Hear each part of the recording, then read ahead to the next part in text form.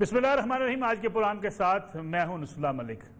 नाज़रीन, लाहौर में होने वाले वाक़े की गुत्थी अभी तक सुलझाई नहीं जा सकी और जो पुलिस ने दो नाम ज़िला पंजाब की मौजूदगी में अवाम के सामने पेश किया था, उसमें एक नाम के हवाले से अभी से शुकूक व शुबहात पैदा हो गए हैं और कहा जा रहा है कि जो खातून थी जिसके साथ ये ज्यादती हुई, उसने उस शख्स की तस्वीर भी पहचानने से इनकार कर दिया है, वकार उल हसन की, जिसके बारे में पुलिस का दावा था कि ये मुल्ज़म आबिद का साथी हो सकता है और उसी शुबे में उसको गिरफ्तार किया जाएगा। जबकि उसने अपने आप को पुलिस के सामने सरेंडर किया और ये कहा जा रहा है कि उसने बिल्कुल इस वाक़े से लाइल्मी का इजहार भी किया है और साथ ये भी चैलेंज किया कि उसके वालिद की तरफ से कि उसका DNA करवा लिया जाए, अगर वो कहीं भी मुलव्वस हो तो उसे जो भी सज़ा हो उसके लिए तजवीज़ की जाए।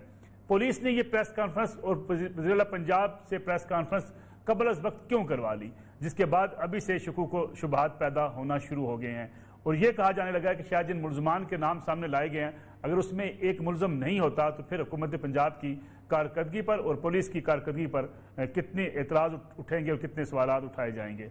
इसके साथ साथ पंजाब में कायदे हिज़्ब इख्तिलाफ हमजा शहबाज पंजाब असम्बली में वो बीमार हैं, उनका कोविड-19 टेस्ट पॉजिटिव आया है और मुस्लिम लीग नवाज इस बात का मुतालबा कर रही है कि उनको प्राइवेट इलाज मुआवजे की सहूलत मुहैया की जाए। कोई भी शख्स जो कैदी है और पॉलिटिकल वर्कर है, अगर उसके खिलाफ अभी तक जुर्म साबित हो कि उसको सज़ा नहीं हुई तो उसे अगर इलाज मुआवजे के लिए कहा जाए तो उसे इलाज मुआवजा मिलना चाहिए। लेकिन बदकिस्मती से हम एक ऐसी सोसाइटी का रूप धारते चले जा रहे हैं जहाँ शायद सियासी मुखालफिन के लिए जो हम हर किस्म के हथकंडे इस्तेमाल करना चाहते हैं। इसलिए अगर हमजा शहबाज का टेस्ट भी पॉजिटिव है और उन्हें इलाज मुआवजे की ज़रूरत भी है तो उन्हें अस्पताल में भी मुंतकिल किया जाना चाहिए, हुकूमत की जिम्मेदारी भी है। और इसके साथ साथ अगर कोई और कैदी भी किसी जेल में मौजूद होता है, उसे इलाज चाहिए होता है, तो ये हुकूमत वक्त की जिम्मेदारी होती है कि वो उसके इलाज के लिए तमाम तर सहूलियात उसको फराहम करे। ये बड़ी बहस होती है हमारे मुल्क के अंदर कि क्या एक बड़े आदमी को इलाज मिलना चाहिए, छोटे आदमी को, तो बड़ी वाज़ेह पॉलिसी होनी चाहिए। बीमार कैदी है, अगर कैदी कोई भी है तो उसको इसीलिए हॉस्पिटल बनाए जाते हैं जेलों के अंदर ताकि उन्हें इलाज मुहैया किया जा सके। लेकिन आज का प्रोग्राम एक डिफरेंट प्रोग्राम हमने तरतीब दिया है। प्रोग्राम वो तरतीब दिया है कि जो हज एक हर शख्स की, हर मुसलमान की ख्वाहिश होती है कि वो साहिब इस्तिताअत हो और वो हज की सादत उसे नसीब हो। इसके लिए सारी उम्र लोग अपनी जमा पूंजी इकट्ठी करते हैं, उसके बाद हज करने चले जाते हैं। लेकिन पाकिस्तान में हज इतना महंगा हो चुका है, हज और उम्रा के आम आदमी हज और उम्रे की अदायगी भी करना अब उसके लिए एक ख्वाब बनता चला जा रहा है। पिछले 2 सालों में जितना इजाफा हुआ, 2,93,500 रुपये में हज होता था 2018 में, और इन 2 सालों में आज हज 4,85,000 के करीब पहुंच गया और तवक्को ये की जा रही है कि अगले 1 साल के अंदर ये 5 लाख से क्रॉस कर जाएगा। इस सूरत हाल में मियाँ इमरान अहमद एक ब्लॉगर भी हैं, माहिर मईशत भी हैं, टैक्स कंसल्टेंट भी हैं। उन्होंने एक तजवीज़ पेश की थी मलेशिया के तर्ज पर कि हुकूमत एक ऐसा फंड कायम करे जिसमें हुकूमत को सब्सिडी न देनी पड़े, कोई भी शख्स अपना वो फंड उस अकाउंट में रखे और उस पर जो प्रॉफिट आए जो इस्लामी शरई असूलों के मुताबिक हो, उसके बाद जब वो साहिब इस्तात हो जाए तो 1 लाख रुपए के साथ ही हज कर सकेगा। गोया ये मुसलमानों के लिए एक बड़ा अहम मनसूबा है जिसको इस्लामी नज़ारती कौंसिल के पास भेज दिया गया है। इस मनसूबे भी हम बात करेंगे कि मुसलमानों के लिए हज पाकिस्तान में सस्ता कैसे किया जा सकता है। मलेशिया में अगर ये हज सस्ता हो सकता है तो पाकिस्तान में आखिर क्यों नहीं हो सकता, इस पर बात करेंगे। और साथ साथ प्रोग्राम के आखिरी सेगमेंट में हम जायजा लेंगे पाकिस्तानी तलबा जो बाहर तालीम हासिल करना चाहते हैं, उनके वीज़ों में रुकावट अगर होती है तो क्यों होती है और कैसे होती है, उसका सद्देबाब करना क्या वजारत ख़ारजा की जिम्मेदारी नहीं है, इस पर बात करेंगे। मेरे साथ मौजूद हैं आज के प्रोग्राम में डॉक्टर किबला अय्याज साहब, चेयरमैन इस्लामी नज़ारती कौंसिल हैं। डॉक्टर साहब आपका बहुत शुक्रिया प्रोग्राम में वक्त देने का। उनके साथ मुल्क के मुमताज़ कालम निगार, साफ़ी और तजियाकार हसन निसार साहब हमारे साथ मौजूद हैं। जबकि मियाँ इमरान अहमद जिन्होंने ये तजवीज़ दी, जिनके अंदर ये शौक़ उठा कि वो हाजियों के लिए एक ऐसा मनसूबा लेके आएँ ताकि हाजी सस्ते पैसों के साथ अपने हज की अदायगी कर सकें, और वो मनसूबा क्या है ये भी आज के प्रोग्राम में ज़ेर बहस लेंगे। प्रोग्राम का आखिरी सेगमेंट वही होगा पाकिस्तानी तलबा को वीज़ों की जो मुश्किलात हैं उस पर। प्रोग्राम का आगाज़ अगर हसन निसार साहब मैं आपसे करना चाहूँ, मियाँ इमरान ने एक मनसूबा दिया, इस्लामी नज़ारती कौंसिल के पास चला गया, जिसमें यह कहा जा रहा है कि उस पर वजारत मज़हबी उमूर के पास भेजा गया है, अब उस पर आगे फर्दर पेशरफ्त होगी। लेकिन कितना ही अच्छा है कि अगर इतना महंगा जो हज पाकिस्तान में कर दिया गया है, अगर एक सस्ता हज और थोड़े से पैसे अगर एक शख्स अपने जमा करवा के एक ऐसे फंड के जरिए हज कर लेगा तो उसके लिए कितनी आसानी होगी।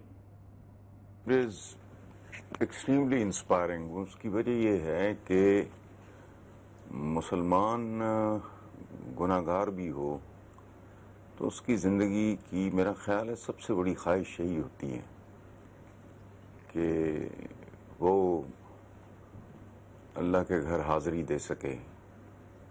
اور بے شمار لوگوں کو میں پرسنلی جانتا ہوں جی جی جو زندگی بھر پیٹ کاٹ کاٹ کے اپنا وہ اتنے پیسے جمع کرتے ہیں کہ میاں بیوی دونوں حج پہ. کسی اولاد کے لیے یہ بہت بڑا سعادت کا معاملہ ہوتا ہے کہ وہ اپنے ماں باپ کو حج کرا سکے.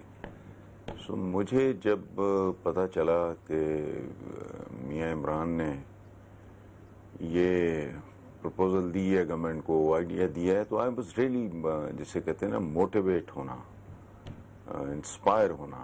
اور میرے لیے یہ بڑا خوبصورت وہ مومنٹ تھا جب مجھے اس کے بارے میں بریف کیا گیا. اور اس پہ مجھے کچھ لوگوں نے یہ کہا کہ یہ ملائزین، چونکہ میں نے جو کالم لکھا اس میں انہی نے مجھے بتایا تھا ساری بیک گراؤنڈ کا. تو میں نے کہا دیکھو یہ اللہ پاک کا کرم ہے کسی بندے پہ ہو جائے. لاکھوں لوگ ملائیشیا جاتے ہیں، جاتے رہے ہیں، اب بھی جا رہے ہیں، لیکن اس سے انسپائر ہو کے، اس سے موٹیویٹ ہو کے اپنے ملک کے لیے، اپنے ملک کے حالات کے مطابق اس پہ رضاکارانہ طور پہ کام کر کے پھر اپروچ کرنا کنسرنڈ جو بھی اتھارٹیز ہیں. تو یہ سعادت اللہ پاک نے اس نوجوان کو دی. میرے لیے وہ بہت زیادہ میں خود بہت موٹیویٹ ہوا. تو الٹیمیٹ بات ہے میرا خیال ہے وہاں حاضری، جو کہتے ہیں نا کہ بلاوا آ گیا، بالکل ٹھیک. وہ اس بلاوے کو فیسیلیٹیٹ کرنا، اس کے لیے اس کے رستے کے کانٹے چننا، اس رستے کو ہموار کرنا، یہ سارا کام انہوں نے کیا ہے. میں جب مجھے پتا چلا کہ یہ وہ آکسفورڈ سے کوالیفائڈ ہیں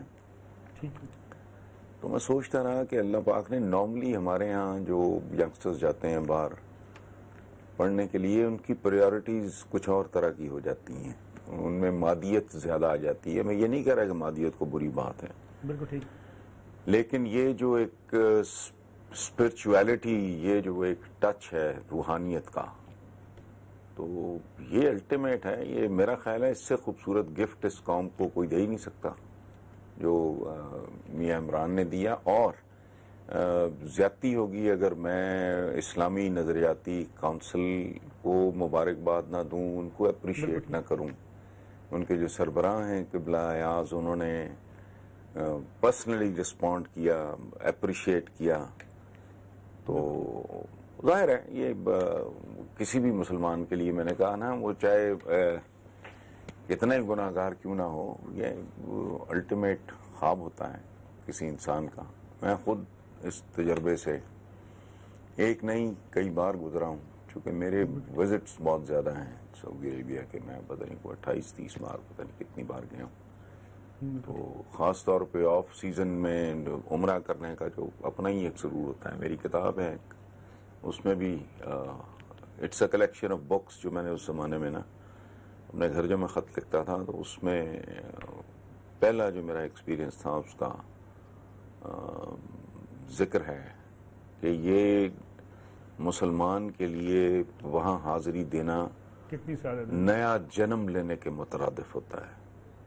اور میں خود چونکہ اس تجربے سے گزرا ہوں، تو مبارکباد کے قابل ہیں اسلامی نظریاتی کونسل بھی، میاں عمران بھی، اور ایون آپ بھی جو اس کو آپ اس کی پروجیکشن کا، اس کی پروموشن کا جو اہتمام کر رہے ہو. تو ڈیفینیٹلی نصر اللہ صاحب بذات خود میرا خیال ہے اس کار خیر میں اپنا حصہ ڈال رہے ہیں. تو اللہ پاک مبارک کرے، اور وہ وقت آئے جلد از جلد جب ہر پاکستانی جو ہے اس کو اس خواب کی تعبیر مل سکے. بہت شکریہ حسن نثار صاحب. میاں عمران احمد صاحب، اگر میں آپ کی طرف آؤں، کیونکہ مجھے ڈاکٹر قبلہ ایاز صاحب سے بھی اس بارے میں تفصیلی موقف لینا ہے کہ اسلامی نظریاتی کونسل کیا سمجھتی ہے اس منصوبے کے بارے میں.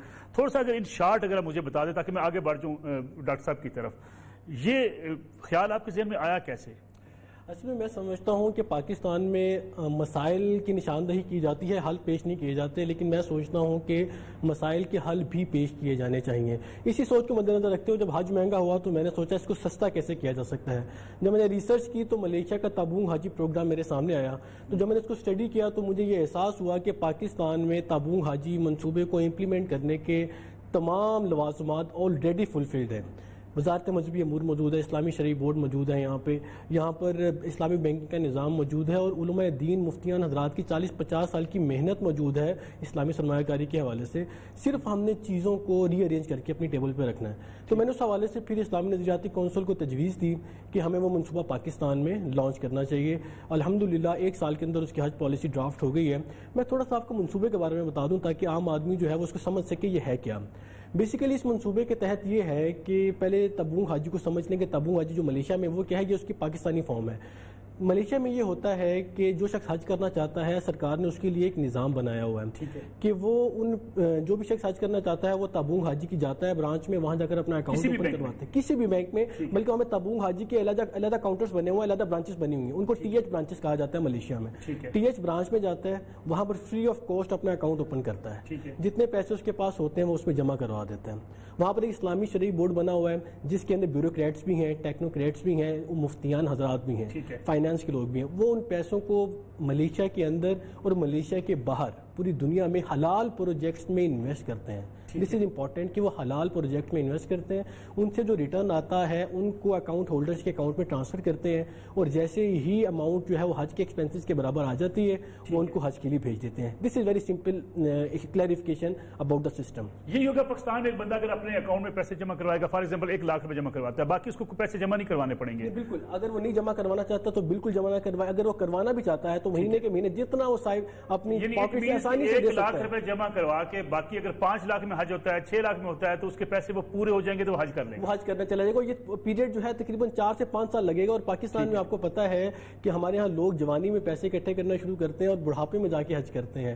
15-15 20-20 سال بھی لوگوں کو لگ جاتے ہیں۔ جو 15-20 سال کا جو پیریڈ ہے نا وہ 4 سے 5 سال میں آ جائے گا، اور اس کا ایک سب سے بڑا بینیفٹ جو ہے نا صرف اس کو 1 لاکھ روپے دینے پڑیں گے، 1 لاکھ روپے دینے پڑیں گے منیمم، اور اگر وہ 2 لاکھ دیتا ہے تو اس کا پیریڈ 2 سال میں آ سکتا ہے۔ ہاں تو ہاں بالکل، تو اس کے حساب سے اس کا پیریڈ جلدی آ جائے گا۔ لیکن میں ایک بڑی امپورٹنٹ چیز یہاں پر ڈسکس کرنا چاہوں گا کہ اس کا صرف عام آدمی کو فائدہ نہیں ہوگا، اس کا فائدہ پاکستانی معیشت کو بھی ہوگا، کیونکہ جو پیسہ لوگوں کے پاس گھروں میں پڑا ہوا ہے وہ پاکستانی معیشت میں آئے گا، سرمایہ کاری میں آ جائے گا، اور سرمایہ کاری میں آ جائے گا، اور ہماری جو نیٹ ویلتھ ہے پاکستان کی وہ انکریز ہوگی۔ یہ ٹریلینز آف روپیز کا کاروبار ہے۔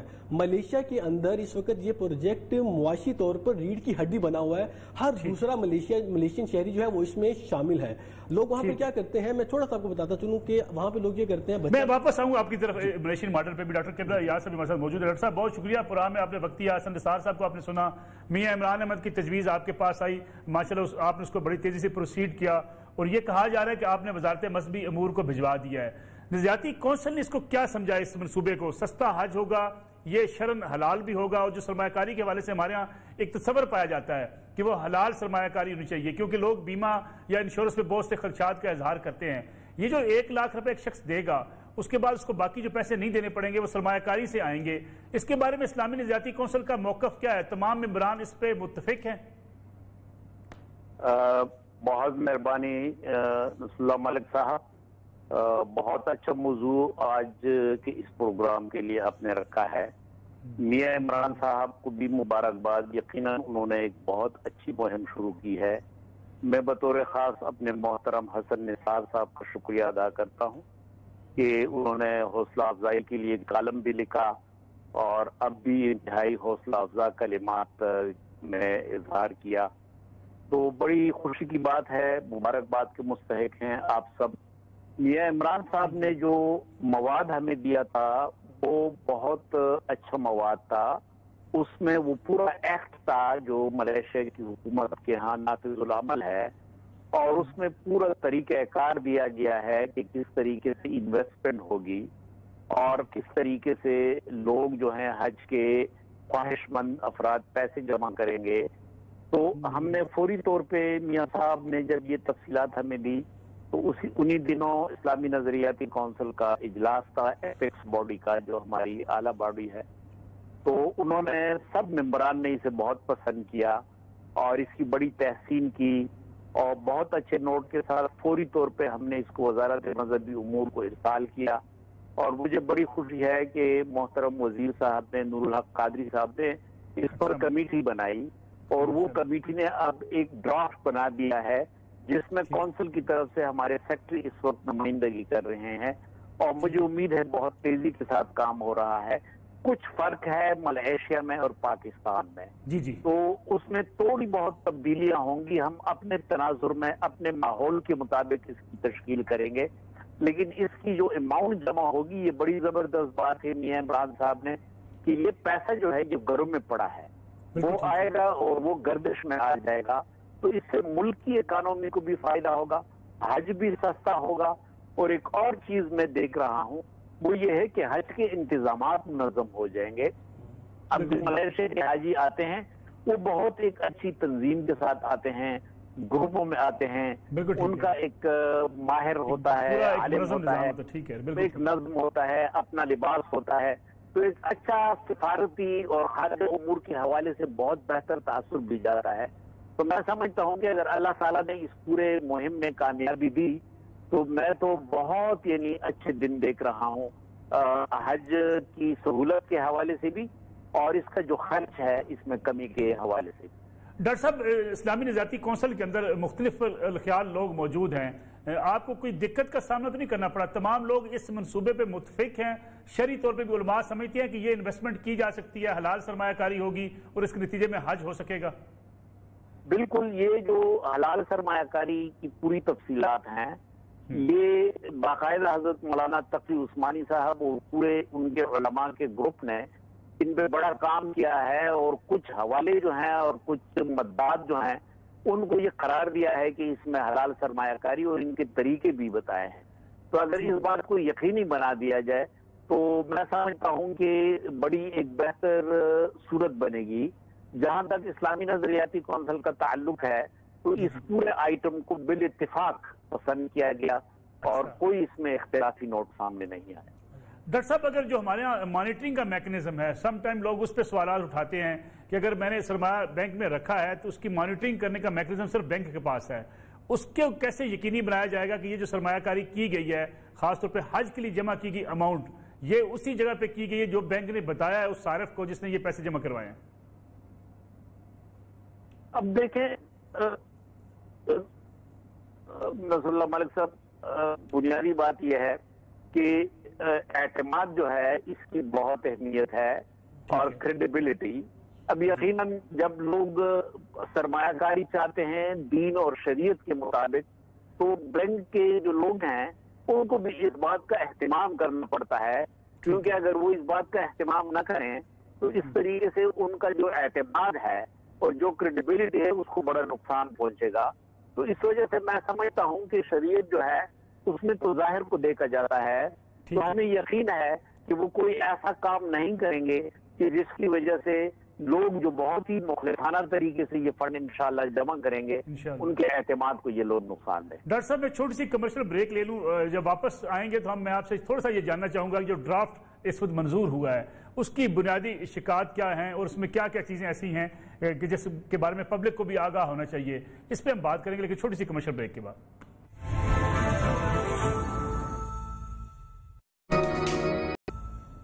प्रोग्राम में एक बार फिर खुश आमदीद। मियां इमरान अहमद साहब, ये बताइएगा कि डिफरेंट मॉडल थोड़ा सा होगा मलेशिया से, लेकिन पाकिस्तान में भी तमाम बैंक्स इसके लिए रेडी हो जाएंगे। और दूसरा ये बताइएगा कि ये जो सरमायाकारी है ये सरमायाकारी एक मखसूस हद तक रखी जाएगी या इसमें रद्द-बदल किया जा सकेगा? नहीं, देखिए मैं इसमें आपको पहले भी जिक्र किया था कि इसमें कोई थ्रेश होल्ड नहीं है। अगर आप इसमें 1 लाख रुपया हमने रखा है एहतियातन, अगर आप 1 लाख रुपया जमा करवा देते हैं, लेकिन इससे कम नहीं हो सकेगा, इससे कम नहीं होना चाहिए, लेकिन अगर आप इसे कम भी करवाना चाहते हैं इट्स अप टू यू। लेकिन मैं आपको एक बात बताता चलूं कि अभी आपने कहा कि इसमें जो इस्लामी डॉक्टर साहब से मैं बात कर रहे थे कि इसमें जो रुकावटें हैं कि लोग समझते हैं कि जो बीमा है वो हलाल नहीं है।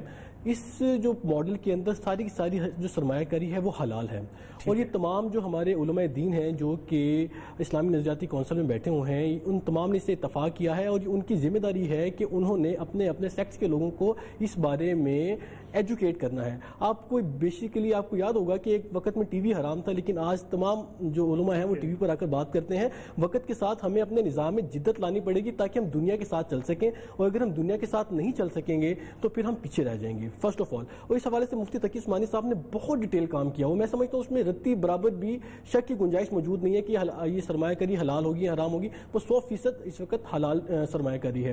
اور دوسری جو میں نے اکانومی کی بات کی تھی آپ سے، یہ کمرشل بینکوں میں بھی یہ کھاتے کھولیں گے یا اسلامک بینکوں میں؟ یہ اسلامک بینکوں میں کھولیں گے. جو اسلامک بینکنگ کر رہے ہیں بینکنگ وہاں پہ کھولیں گے، بالکل کھولیں گے. ساتھ پوسٹ آفسز بھی ہوں گے. ہاں جی، پوسٹ آفیسز بھی ہیں اس میں شامل ہیں، اور اسلامک بینکس بھی شامل ہیں، اور اس میں حج فنڈ کے نام سے علیحدہ برانچز بھی شامل ہیں. جہاں پر مثال کے طور پر پوسٹ آفس بھی دور پڑتے ہیں لوگوں کو، وہاں پر حج فنڈ کے نام سے ایک علیحدہ برانچ بھی بنائی جا سکتی ہے. اور یہاں پر ایک چیز کا میں آپ سے ذکر کرتا چلوں کہ پاکستان میں اس وقت جو ہمارے حالات ہوئے ہیں معاشی طور پر، ہمیں ایک بوسٹ کی ضرورت ہے.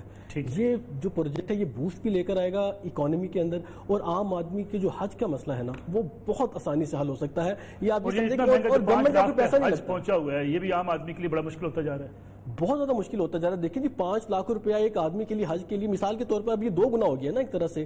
پہلے 2,93,000 میں جس میں 2 لوگ حج کر سکتے ہیں تو اس میں ایک شخص حج کر سکتا ہے. یہی وجہ ہے کہ حج کرنے والے لوگوں کی تعداد میں سال ہر سال کمی آتی جا رہی ہے، اور اگر اس طرح سے یہ بڑھتا رہا تو لوگ سال ہر سال اس میں کمی 2 سال میں غالباً یہ 66% سے زیادہ اضافہ ہے. ہاں 66% سے زیادہ اضافہ ہے. اور دوسرا آپ یہ دیکھیں کہ لوگوں کی تعداد ہزاروں میں کم ہوئی ہے، حالانکہ جس طرح کاسٹ بہت زیادہ ہو گئی ہے. میں آپ کو ساتھ اس کا ذکر کرتا چلوں کہ ہمیں اس چیز کو بار بار مینشن کرنا چاہیے، یہ سرمایہ کاری ٹوٹل حلال ہوگی. عام آدمی کو یقین دلانا پڑے گا. اس کو جب یقین ہو گیا نا کہ میرے پیسے جو ہیں وہ حلال پروجیکٹس میں انویسٹ ہو رہے ہیں، تو آپ دیکھیں لوگ کیسے ٹوٹتے ہیں. آپ پاکستان میں آپ نے رف ایسٹیمیٹ کیا لگایا کتنا پیسہ اس سے حکومت کے پاس آ سکتا ہے، بینکوں کے پاس؟ سر اس میں ٹریلینز آف روپیز پاکستان میں آئیں گے، ٹریلینز آف روپیز. کیونکہ ہمیں یہ دیکھنا ہے کہ جب جہاں یہ کامیابی سے چل رہا ہے وہاں پر کیا ہوا. جہاں یہ کامیابی سے چل رہا ہے، یہ 40,000 رنگٹ سے شروع ہوا تھا ملیشیا میں، صرف 1200 لوگوں نے اس میں انویسٹ کیا تھا. 46,000 رنگٹ لوگوں نے جمع کروائی ابتدائی طور پر، اور 1200 لوگ تھے. آج اس کے اندر 90 لاکھ سے زیادہ اکاؤنٹ اوپن ہو چکے ہیں، اور 72 بلین رنگٹس اس وقت اس اکاؤنٹ میں موجود ہیں. یعنی کہ اس میں سے وہ پیسے نکل چکے ہیں جن کا حج ہو چکے ہیں. 72 بلین رنگٹس اس وقت بھی سرمایہ کاری وہاں موجود ہے. اور ہر دوسرا ملیشین شہری اس میں انوالو ہے. وہاں پر کیا پروسیجر کیا ہے؟ وہاں پہ بچہ پیدا ہوتا ہے، ماں باپ اس کے نام کا TH میں اکاؤنٹ اوپن کر دیتے ہیں تھوڑے سے پیسوں سے. جیسے ہی وہ حج شادی کے قابل ہوتا ہے، شادی ہو جاتی ہے، فوراً گورنمنٹ ملتے ہیں حج کرتے ہوئے. آپ دیکھیں آپ جب ہاں بالکل حج کرنے جائیں تو آپ کو ملیشیا کے لوگ اتنے آرگنائز ملیں گے، آپ کو ایسے محسوس ہوتا ہے کہ اس سے زیادہ آرگنائز حج شاید کوئی کر نہیں سکتا. اس کی وجہ سب سے بڑی ہے ایک تو فنڈ موجود ہے، پیسہ بہت موجود ہے، اور عام آدمی نے اس میں انویسٹ کیا ہے. اور وہاں پر تو یوں ہوتا ہے کہ اگر آپ کے اکاؤنٹ میں ڈیویڈنڈ جو ہے یا پروفٹ جو ہے حج کے پیسوں سے زیادہ آ گیا ہے تو وہ آپ کو ریٹرن کر دیتے ہیں کہ یہ آپ کے پیسے یہ لے جائیں. ٹھیک ہے ڈاکٹر قبلہ یار صاحب، جو ڈرافٹ تیار ہوا ہے اس کی مین مندرجات اگر آپ ہم سے شیئر کر سکیں، پبلک کے سامنے آ سکیں. دوسرا یہ بتائیے گا کہ اس کی منظوری اب ہو چکی ہے، اب وزارت مذہبی امور سے یہ منظور ہوتا ہے تو پھر یہ کہاں جائے گا، اس کا پروسیجر کیا ہوگا اور کب تک امپلیمنٹ ہو سکتا ہے؟ یہ بالکل یہ اہم سوال آپ نے کیا. اس وقت تو جو کمیٹی بنی ہے، وزارت مذہبی امور نے کمیٹی بنائی ہے، اس میں کونسل کی نمائندگی ہمارے سیکرٹری صاحب کر رہے ہیں، کونسل کے سیکرٹری صاحب، تو ان کو پوری تفصیل معلوم ہوگی. مجھے جو بتایا گیا ہے وہ یہ ہے کہ بنیادی منہج جو ہے وہ تو وہی ہے جو ملیشیا کا ہے، لیکن چونکہ ملیشیا میں لوگوں کی معاشی سٹیٹس جو ہے، صورتحال جو ہے وہ زیادہ بہتر ہے، تو پاکستان کے تناظر میں اس کے لیے شاید ایک طویل المدت سلسلہ بنا دیں. لیکن اس میں یہی ہے کہ جس طرح مختلف بینکوں میں مثلا بچوں کی تعلیم کے لیے ایک اسلامی سرمایہ کاری ہے، یقیناً اس طریقے سے حج کے لیے بھی سرمایہ کاری کی ایک سہولت ہوگی. اور جس طرح میاں عمران صاحب نے ملیشیا کے بارے میں بتایا کہ والدین جو ہیں وہ اپنے بچوں کے لیے بھی باقاعدہ سرمایہ کاری کر لیتے ہیں، تو میں سمجھتا ہوں کہ یقیناً اسی طرح ہوگا. تھوڑا بہت شاید اس کا سلیب کچھ اس طریقے سے رکھیں کہ اس سلیب میں سرمایہ کاری کا پہلو جو ہے وہ زیادہ طویل المدت ہو، تاکہ جو ہمارے معاشی حالات ہیں ان کے مطابق اس کو ہم آہنگ کیا جا سکے. لیکن بنیادی منہج وہی ملیشیا والا ہے. ڈاکٹر صاحب لیکن ہم اکثر دیکھتے ہیں کہ اسلامی نظریاتی کونسل کی کچھ سفارشات ہوتی ہیں یا کوئی ایسے نئے منصوبے جو آتے ہیں، جدت جس میں ہوتی ہے اس میں بیوروکریسی کی طرف سے، حکومت کی طرف سے رکاوٹیں کھڑی ہوتی ہیں. آپ کو اس سلسلے میں کوئی رکاوٹوں کا سامنا ہے یا آپ سمجھتے ہیں کہ یہ آسانی سے بہت جلد اس کو ہم نافذ کر سکیں گے؟ اس وقت تو جو کمیٹی کی مجھے اطلاعات ہیں ان کے اندر تو لگتا ایسا ہے کہ سب کی خواہش ہے کہ یہ ایکٹ جلد از جلد بن جائے. تو اس کی قانونی طریقہ کار اس کا یہی ہوگا کہ اس میں یہ ایک بل کی صورت میں آئے گا اور بل جب پارلیمنٹ سے پاس ہو جائے تو پھر یہ ایکٹ کی شکل اختیار کر لے گا اور پھر ایکٹ میں ظاہر ہے کہ ان تمام باتوں کا خیال رکھا گیا ہوگا اور پھر اس کے بعد حکومت کی طرف سے اعلان ہوگا اور پھر جن بینکوں کی نشاندہی ہو جائے یا جس اکاؤنٹ کا نام منظور ہو جائے ایکٹ میں تو اسی کے مطابق پھر آگے معاملات جائیں گے. ڈاکٹر صاحب، اسلامی نظریاتی کونسل کی سفارشات جو ہیں وہ کس حد تک آپ اس سے مطمئن ہیں کہ وہ مانی جاتی ہیں؟ نصر الملک صاحب، ہمارے 2 چینلز ہیں. ایک چینل تو یہ ہے کہ جب کوئی بل آتا ہے اور اس بل میں کوئی اسلامی حوالہ ہو تو یقیناً وہ بل اسٹینڈنگ کمیٹیز کو ریفر کیا جاتا ہے یا سینٹ کی اسٹینڈنگ کمیٹی ہوتی ہے یا قومی اسمبلی کی. تو اس اسٹینڈنگ کمیٹیز میں ہمیشہ اسلامی نظریاتی کونسل کو آن بورڈ رکھا جاتا ہے. تو اس میں تو یہ ہے کہ ہماری جو پوری ان پٹ ہوتی ہے اور بہت احترام کے ساتھ ہمیں سنا جاتا ہے ہمارے نقطۂ نظر کو. تو وہاں تو معاملات بہت بہتر طریقے سے اور اطمینان بخش طریقے سے جا رہے ہیں. ہاں یہ بات ہے کہ جہاں ہم سے ہماری طرف کوئی کیس مارک نہ ہو یا ہماری طرف نہ بھیجا گیا ہو اور ہماری اپنی سفارشات ہیں مثلا میڈیا کے حوالے سے، تعلیم کے حوالے سے، معاشرت کے حوالے سے، تو ان میں یہ بات صحیح ہے کہ ان میں ان کو زیادہ پذیرائی اب تک نہیں ملی. ڈاکٹر صاحب بہت شکریہ، آپ نے پروگرام میں وقت دیا اور ہماری رہنمائی بھی کی، خاص طور پہ اس حج منصوبے کے حوالے سے. بھی عمران احمد صاحب، یہ جو پروجیکٹ ہے آپ کتنی امید لگا کے بیٹھے ہیں، کتنی توقع آپ کو کہ کب تک نافذ العمل ہو سکے گا؟ میں سمجھتا ہوں کہ جو اس کا بیک گراؤنڈ ہے نا، مثال کے طور پر 1 سال میں حج پالیسی ڈرافٹ ہو گئی ہے. میرے خیال پاکستان میں یہ بھی ایک ریکارڈ ہوگا کہ ہم نے اس کے بنیادی طور پر اس کو ڈرافٹ کر لیا ہے اور مجھے ابھی تک ایک بھی اختلاف کرنے والا شخص نہیں ملا، کسی کارنر سے رکاوٹ نہیں آئی ہے. اور جس طرح سے اس پہ رکاوٹ نہیں آئی ہے اور پرائم منسٹر بھی اس کو بھی یہ پیغام پہنچایا گیا ہے اور کابینہ میں بھی میاں عمران احمد کی بات وزیر اعظم عمران خان ماننے کو تیار ہے. بالکل، اور آئیڈیا جو ہے یہ بالکل پرائم منسٹر کے سامنے ڈسکس ہوا ہے اور پرائم منسٹر نے اس کی اپروول بھی دی ہے، یہ بھی میں آپ کو بتاتا چلوں. ٹھیک ہے. اب اور اس کا مطلب ہے کہ اوپر سے پریشر مکمل ہے، نیچے سے بھی پریشر مکمل ڈالا ہوا ہے، تو لوگ کرنا بھی چاہتے ہیں. تو میرے خیال سے جب یہ سب لوگ نیت بھی ٹھیک ہو، کوشش بھی پازیٹیو ہو اور تمام لوگ اس کو کرنے بھی چاہیں تو میں سمجھتا ہوں کہ اس کو زیادہ وقت نہیں لگے گا. ہم سب دعا گو ہیں آپ کی کوشش میں، اللہ کرے یہ آپ کا منصوبہ پائے تکمیل کو پہنچے. کریڈٹ آپ کو جائے گا، اجر آپ کو ملے گا اور پاکستانی ایک اچھے بہت کم پیسوں کے ساتھ سرمایہ کاری کر کے، اسلامی سرمایہ کاری کر کے حج کر سکیں گے. اللہ کرے ہماری حکومت بھی اور نظریاتی کونسل کی جو سفارشات ہیں اس پہ عمل درآمد کر کے اس کو جلد پایہ تکمیل تک پہنچا دے تاکہ حج واقعی سستا بھی ہو سکے اور ہر پاکستانی جس کی خواہش ہے، صاحب استطاعت ہے اور وہ افورڈ بھی کر سکے، کیونکہ حج 5 لاکھ پہ پہنچ جانا بہرحال عام آدمی کے لیے بڑا مشکل ہوتا جا رہا ہے. ہماری کوشش بھی ہے اس پروگرام کے ذریعے بھی اور ہم اس آواز کو اٹھاتے رہیں گے، میاں عمران احمد کی اس آواز کو، تاکہ جلد از جلد یہ سلسلہ شروع ہو. پروگرام ایک بریک کا وقت ہوا ہے، بریک سے واپس آئیں گے تو بات کریں گے پاکستانی طلبہ کی جنہیں داخلہ تو مل جاتا ہے مگر ویزے نہیں ملتے اور ویزا ملنے میں رکاوٹیں کیا ہیں، اسے کیسے دور کیا جا سکتا ہے، وزارت خارجہ کی کیا ذمہ داری ہے اور بیرون ملک جو ہمارے خاص طور پہ سفیر تعینات کی جاتے ہیں وہ کس حد تک پاکستانی طلبہ کے لیے کوششیں کرنے کو تیار ہوتے ہیں. اس بات کریں گے آفٹر شارٹ بریک.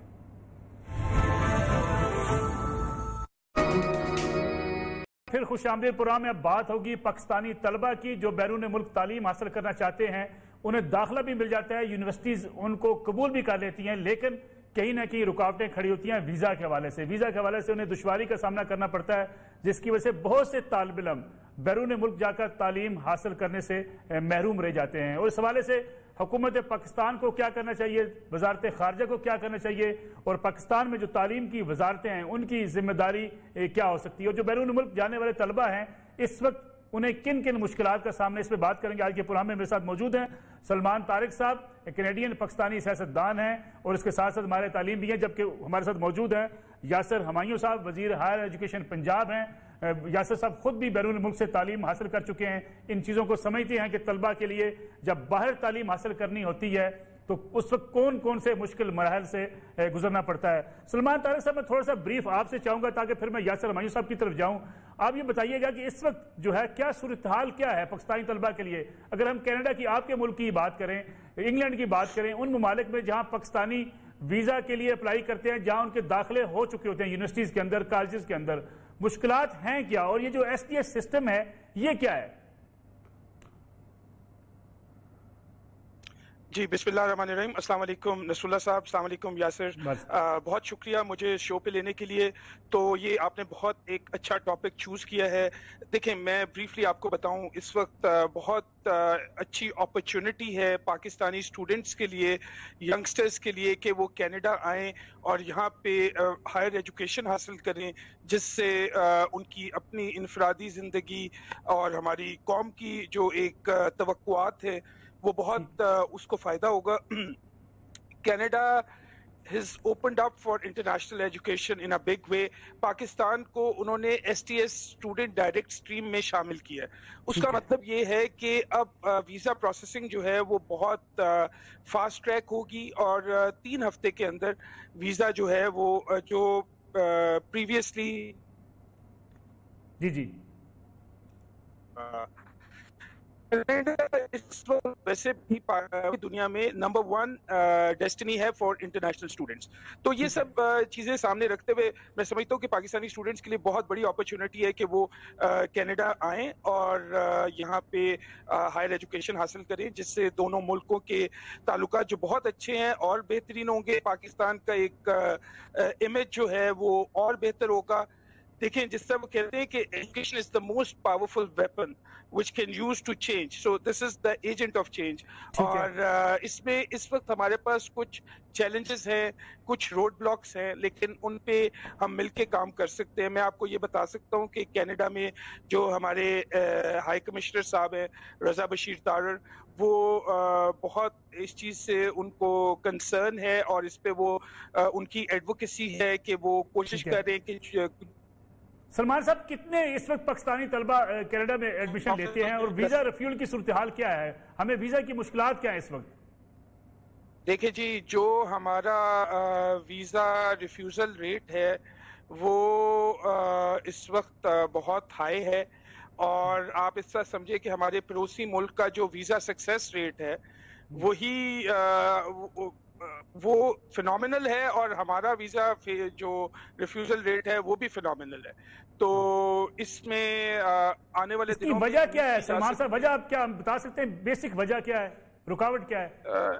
نصر اللہ صاحب وجہ تو کافی ایک ڈیپ قسم کی ہے, لیکن بریفلی میں آپ کے ناظرین کے لیے یہ بتاؤں کہ جو اس وقت کینیڈین اسٹڈی پرمٹ جس کو آپ کہتے ہیں اس کی پروسیسنگ ہو رہی ہے ابو دھابی میں, اور ابو دھابی میں وہاں پہ جو لوگ امپلائڈ ہیں وہ سسٹمک بائس کی وجہ سے ٹھیک ہے کر رہے ہیں کہ جو وہ ریزن آف ریفیوزل آج تک وہ بالکل ان کا کوئی نہ سر ہے نہ پاؤں ہے, اور وہ ایک بہت بڑا چیلنج ہے. اس کے لیے کیا کیا جا سکتا ہے, جس سے میں نے بتایا کہ آپ جیسے لوگ, یاسر جیسے میرے دوست ہیں, اور بہت اچھا یہ ان کی کوآرڈینیشن ہے اس میں بھی, اور ہائی کمشنر صاحب رضا بشیر تارڑ صاحب ان کی بھی بہت زیادہ اس میں ہماری حوصلہ افزائی ہے کہ ہم کوشش کر رہے ہیں کینیڈین گورنمنٹ سے کہ وہ ویزا پروسیسنگ کو واپس اسلام آباد لے کے جائیں. سلمان صاحب میں واپس آتا ہوں آپ کی طرف, یاسر ہمایوں صاحب سے بھی اس پہ انپٹ لے لیں. یاسر صاحب آپ خود بیرون ملک تعلیم یافتہ ہیں, سب سے بڑا مسئلہ اسٹوڈنٹس کے لیے یہ ہوتا ہے کہ جب وہ اپلائی کرتے ہیں, ایڈمیشن ہو جاتا ہے, اس کے بعد ویزا ان کا مین مسئلہ ہوتا ہے. لیکن یہ جیسے کہ سلمان طارق صاحب بات کر رہے ہیں, اگر ہمارا ریفیول کا ریٹ بہت زیادہ ہے, وہاں پہ اس کی شرح بہت زیادہ ہے, پھر ابو ظہبی میں اگر پروسیسنگ ہوتی ہے, حکومت پاکستان کی, آپ کی پنجاب میں ہائر ایجوکیشن کی ذمہ داری آپ کی ہے, وفاق میں بھی آپ کے وزیر ہائر ایجوکیشن موجود ہیں, شفقت صاحب ہیں, پھر پرائم منسٹر بھی اس بات کے قائل ہیں کہ ہمیں بیرون ملک اپنے طلبہ وہاں باہر جائیں, وہاں سے تعلیم حاصل کریں, ملک میں آئیں. آپ لوگ اس پہ کام بھی کر رہے ہیں. یہ رکاوٹیں دور کرنے کے لیے آپ کیا سمجھتے ہیں, کیا کیا جانا چاہیے, پھر خاص طور پہ وزارت خارجہ کے حوالے سے؟ میں سمجھتا ہوں جی کہ 9/11 کے بعد ہمیں زیادہ مشکلات کا سامنا کرنا پڑا, اور پہلے میرا خیال ہے, I am not sure, Canada کا بھی ایسے ہی تھا, لیکن ایٹ لیسٹ انگلینڈ کا تو پروسیسنگ جو ہے وہ پاکستان میں ہی ہوتی تھی, اور جو یہ بات کر رہے ہیں یہ کہ دبئی میں یا ابو ظہبی میں جو ہے وہ جو لوگ بیٹھے ہیں وہ ایک باعث رکھتے ہیں پاکستانیوں کے خلاف، تو یہ ایک تشویشناک سچویشن ہے، اور میں ڈیفینیٹلی فارن منسٹری سے ریکویسٹ کروں گا کہ اس پہ کام کریں اور ان کو واپس پاکستان موو ہو جائے، پروسیسنگ کا جو آفس ہے۔ میرا خیال ہے کہ آبویسلی تو ہماری تو خیر مذہب میں بھی یہی ہے کہ علم حاصل کرو چاہے چین جانا پڑے، عزیز پاک ہے، تو یہ بیسیکلی علم حاصل کرنے کے لیے ہمارے ملک کے جو اسٹوڈنٹس ہیں ان کو فرسٹ ورلڈ کے ملکوں میں لازمی جانا چاہیے اور واپس بھی آنا چاہیے میرے خیال میں۔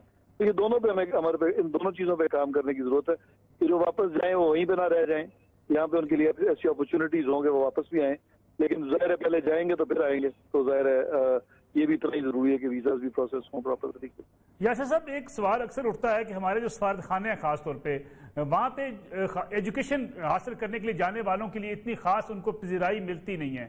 اسی طریقے سے ہماری لیبر کلاس بھی بعض اوقات اعتراض کرتی ہے کہ ہمیں وہاں پہ پاکستانی ہونے کے ناطے ہم اپنی ایمبیسیز میں جاتے ہیں، ہمیں مشکلات کا سامنا کرنا پڑتا ہے، ہمیں صحیح تعاون ملتا نہیں ہے ان ایمبیسیز میں۔ سفارت خانے تو کسی بھی شہری کے لیے اس ملک کے جو اگر سفارت خانہ ہے تو اس کے لیے سپورٹیو ہوتا ہے، یہ بات آپ نہیں کر سکتے؟ اپنی وزارت خارجہ سے بھی اٹھا سکتے اس مسئلے کو کہ وہ ویزا پروسیس کے لیے کم از کم ان ملکوں میں ان کی جو انتظامیہ ہے، ان کے جو حکومت میں تعلیم سے وابستہ لوگ ہیں ان کو قائل کریں کہ اگر باقی ملکوں کی آسانی ہے تو پاکستانی طلبہ کی آسانی ہے۔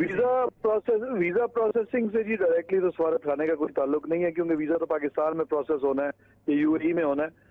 آبویسلی یہ جو شکایات کی آپ بات کر رہی ہیں تو مجھے پرسنل بھی ہیں اپنے سفارت خانوں سے، اور میں نے خود بھی آبزرو کیا ہے کہ وہ ٹریٹمنٹ پاکستانیوں کو نہیں ملتی، لیکن یہ تو ایک بہت بڑا مسئلہ ہے۔ پاکستان کے اندر جب ہم اپنے سٹیزنز کو فرسٹ کلاس ٹریٹمنٹ نہیں دے سکتے تو باہر کیا ہمیں فرسٹ کلاس ٹریٹمنٹ ملے گی؟ تو خیر یہ تو ایک ہمارا پارٹی کا ایجنڈا بھی تھا اور منشور بھی تھا کہ اس کو ہم نے اپنے پاکستانی پاسپورٹ کی عزت کروانی ہے۔ اللہ ہمیں توفیق دے کہ ہم اپنے اس پہ عمل کر سکیں انتخابی وعدے پہ۔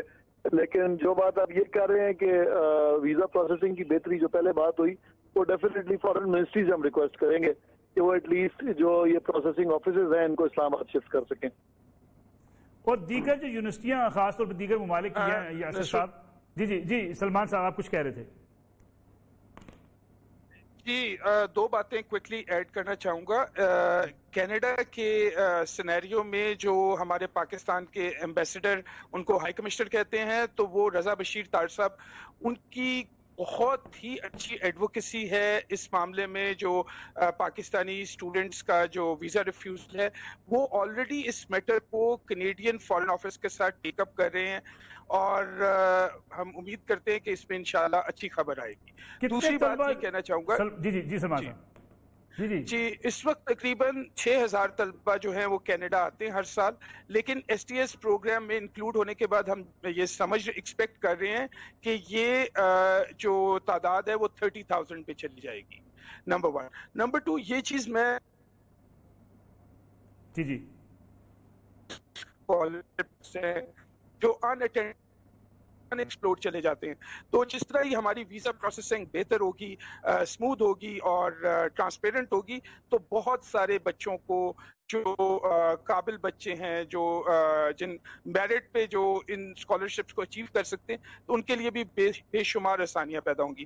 اور یہی ہمارے ملک کا مستقبل ہے، پاکستان کا مستقبل ہے کہ یہ بچے بہترین تعلیم اور بہترین درسگاہوں میں جائیں، اسکالرشپس ملیں، اور اس سے پاکستان کا امیج بھی بہت امپروو جو ہو رہا ہے اور انشاءاللہ اور بہتر ہوگا۔ یاسر صاحب، یہ جو اسکالرشپ کی بات کر رہے ہیں سلمان طارق صاحب، بعض یونیورسٹیاں جو اسکالرشپ آفر کرتی ہیں، ہم نے دیکھا کہ جیسے برٹش کونسل ہے وہ خود اس کی پروموشن کرتی ہے، بتاتی ہے کہ کہاں پہ اسکالرشپ ہو سکتے ہیں۔ اسی طریقے سے کیا وزارت تعلیم ہائر ایجوکیشن پنجاب اور وفاق کی سطح پہ کیا ان اسکالرشپس کو پبلک میں عوام کے طلبہ تک پہنچانے کے لیے کوئی رول ادا نہیں کر سکتی؟ جی بالکل کر سکتی ہے۔ پنجاب میں اس سے پہلے ایسی کوئی چیز تھی نہیں۔ جب ہم گورنمنٹ میں آئے تو میں نے رہنمائی مرکز کے نام سے ایک اسکیم پہ کام شروع کیا جو اس سال انشاءاللہ لانچ ہو جائے گی۔ وہ اسٹوڈنٹ کاؤنسلنگ کے علاوہ جو پلیسمنٹ ہے اور اسکالرشپس کے تمام ایک ون ونڈو ہوگی بیسیکلی ڈونرز کے لیے بھی، اور جو اویلیبلٹی ہے اس کے لیے بھی، اور اسٹوڈنٹس کے لیے انفارمیشن کے لیے بھی۔ تو وہ انشاءاللہ اس سال لانچ ہونے جا رہا ہے۔ اس کا جو IT کمپوننٹ ہے اس پہ کام ہو رہا ہے۔ کیونکہ یہ گزشتہ ADP کی اسکیم تھی تو آج کل اٹس ان پروسیس. اس کا مقصد یہی ہوگا کہ یہ جو تمام انفارمیشن ہے یہ ایک ویب سائٹ کے ذریعے اور پھر اس کے جو مختلف دفاتر ہم بنانے جا رہے ہیں ہر ضلع میں، ہر ضلع کی یونیورسٹی یا کالج میں، تو وہ اویلیبل ہوں تاکہ لوگوں کو. یہ تمام پبلک اور پرائیویٹ سیکٹر کی یونیورسٹیوں کے پاس یہ انفارمیشن ہوگی کہ اسکالرشپ کس کس یونیورسٹی میں موجود ہیں اور کب کب اویل کی جا سکتی ہے. یہ جو پورٹل ہوگا رہنمائی مرکز کا، یہ کنیکٹڈ ہوگا تمام پنجاب کی یونیورسٹیوں کے ساتھ، پبلک اور پرائیویٹ سیکٹر دونوں کے ساتھ، اور وہ اپنے دفاتر بھی بنائیں گی جہاں پہ ان کو فرسٹ ہینڈ انفارمیشن مل سکے گی. بہت شکریہ یاسر ہمایوں صاحب. سلمان طارق صاحب، جب بھی یاسر صاحب جو بات کر رہے تھے کہ ایک پورٹل بنایا جا رہا ہے جس سے تمام اسکالرشپس کے پبلک پرائیویٹ سیکٹر کی یونیورسٹیوں کو بتایا جائے گا، اسٹوڈنٹس تک یہ رہنمائی پہنچ جائے گی، پھر اس کے بعد آپ کیا سمجھتے نہیں ہیں کہ اسٹوڈنٹس کے لیے آسانی بھی ہوگی ان یونیورسٹی تک رسائی حاصل کرنا؟ جی یاسر جو کام کر رہے ہیں میں ان کو خراج تحسین پیش کرتا ہوں. We are class fellows as well. تو جو یہ پورٹل بنا رہے ہیں بہت اچھا کام کر رہے ہیں. دیکھیں یہ چیز پاکستان کی مستقبل میں، پاکستان کی ترقی میں ایک بہت اہم کردار ادا کرے گی، کیونکہ اگر آپ یہ دیکھیں، اگر فار ایگزامپل ہم کینیڈا میں 6,000 اسٹوڈنٹ سے 30,000 اسٹوڈنٹس پہ نمبر لے کے جاتے ہیں تو آئندہ آنے والے سالوں میں کی وہ 30 بلین سے وہ 100 بلین کے اوپر چلی جائے گی. تو جس سے پاکستان کی ڈیولپمنٹ میں، انفراسٹرکچر بلڈنگ میں، کیپیسٹی ڈیولپمنٹ میں، ہر چیز میں ایک بہت بڑا کردار یہ اسٹوڈنٹس اور یہ اپرچونٹی جو اس وقت ہمیں اویلیبل ہے وہ بہت زبردست رہے گی. تو اس پہ آپ جیسے لوگ، یاسر جیسے جو پولیٹیشینز ہیں، منسٹر ایجوکیشن ہے، ان کا رول اور یہ جو پورٹل کی بات کر رہے ہیں یہ بہت امپورٹنٹ ہے. تو یہ چیزیں لانگ وے پاکستانیوں کے لیے کینیڈین حکومت اور کینیڈیا کی جو سوسائٹی ہے وہ کتنی پازیٹیو کردار ادا کرتی ہے؟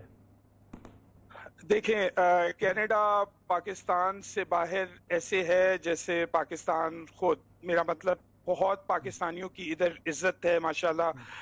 یہاں پہ پاکستانی جو کینیڈین پاکستانی ہیں وہ سوسائٹی کے بزنس ہو، پالیٹکس ہو، جابس ہوں، اس میں ایک بہت اچھا رول اور ان کا ایک بہت اچھا مقام ہے اور ایک بہت اچھا پازیٹیو رول وہ ادا کر رہے ہیں. اور پرائم منسٹر پاکستان کی جو ویژن ہے اس کے مطابق وہ کینیڈا اور پاکستان کا جو ریلیشن شپ ہے وہ امپروو ہو رہا ہے. ہمارے پرائم منسٹر جسٹن ٹروڈو جو ہیں وہ اور prime minister they speak to each other pretty often اور بہت اچھی کوآرڈینیشن ہے اور پاکستان کے لیے بہت ساری اپرچونیٹیز ہیں جو ہم ایکسپلور کر سکتے ہیں. بہت بہت شکریہ سلمان طارق صاحب کینیڈا سے ہمارے ساتھ موجود تھے. یاسر ہمایوں صاحب وزیر ہائر ایجوکیشن پنجاب، آپ کا بہت شکریہ. ناظرین یہ آج کا پروگرام تھا.